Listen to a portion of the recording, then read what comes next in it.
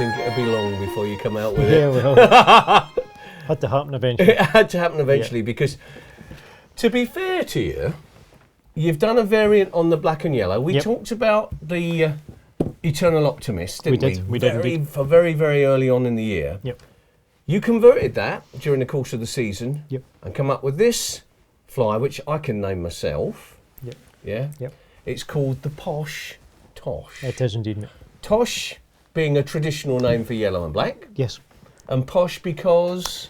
I tarted it up a bit. I put some fairly modern materials into it and just, I was looking for a fly that would really show up in coloured water.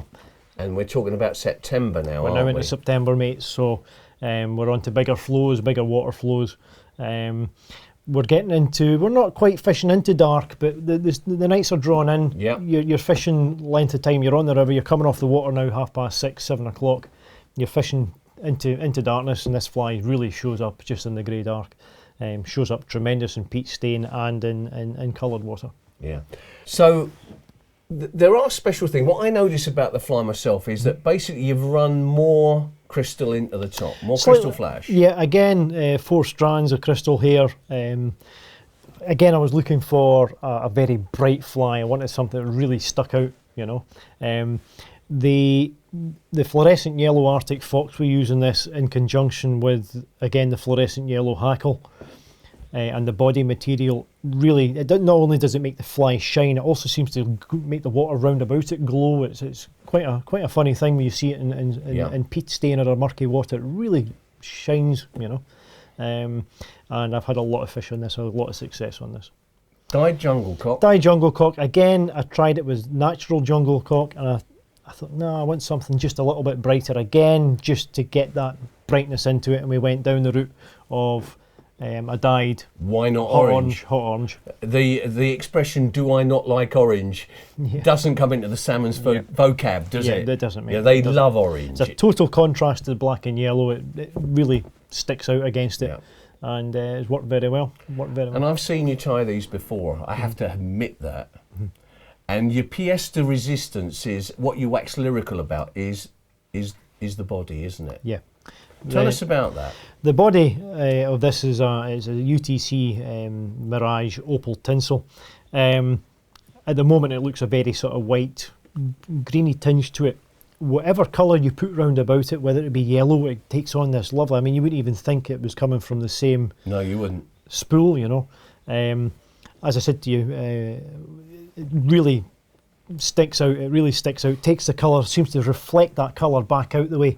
I've seen it tied as a silver stope with that material, and it's a right white, almost a bright white colour. I'll go as far as to say it actually enhances the look of it, because you're quite right. You wouldn't think that was exactly the same material. You would think it was totally different.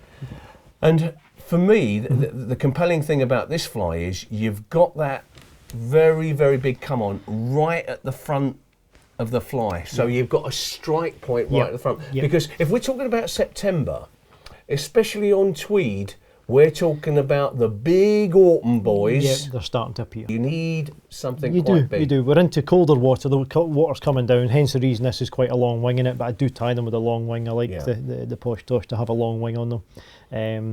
And it's a really good fly. I've had some great success with it.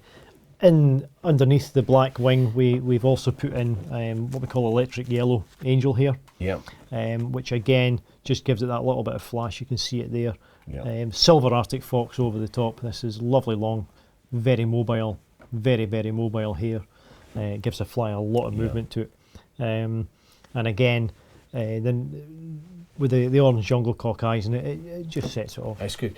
The thing is about having what I call the strike point, i.e. a lot going on at the front of the fly, is because sometimes with long-winged flies, the fish can just come up behind it and just give it a nip without getting hold of any of the business of the hook.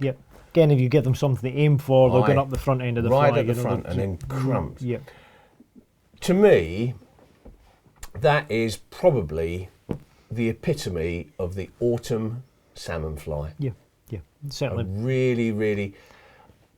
The enhancement of an old, tried and tested traditional pattern. Also, I mean, there's not so much leaves starting to go, but we're now starting to go back the way now. Yeah. We're losing these bright colours. We're going the other way now. The oranges are starting to come out. Yeah. So again, we're into September, getting into the autumn of the year. So Yeah. The other thing, talking about the practicality of the fly tyers are, perhaps in, I don't know, the turn of the century or the 20th century, the early part of the 20th century, they tied yellow and black. They just didn't have this kind of stuff available to them. No, they had hair, and yes, they had feather and stuff like this, but the kind of tinsels, the variations we use today, just would have been beyond their dreams, wouldn't they'd probably been basically a wire. Maybe didn't even have a body. They would just maybe tie on the two different colour hair, and that may be it, you know. But as I said, as the years have progressed, we've got into tinsels, wires, so many synthetic materials now, and again, we're getting different hair from all over the world, and what a difference it makes. Yeah, mobility and impact again. Yeah. So, I tell you what, would that fly be in my box? No, it wouldn't. Do you know why? It'd be on the end of the line. Yeah. Absolutely, for sure. Fish that, 100% confidence. Yep, I do. It deserved It does. It's a good fly. It's a good catch and fly. Aye. Yep.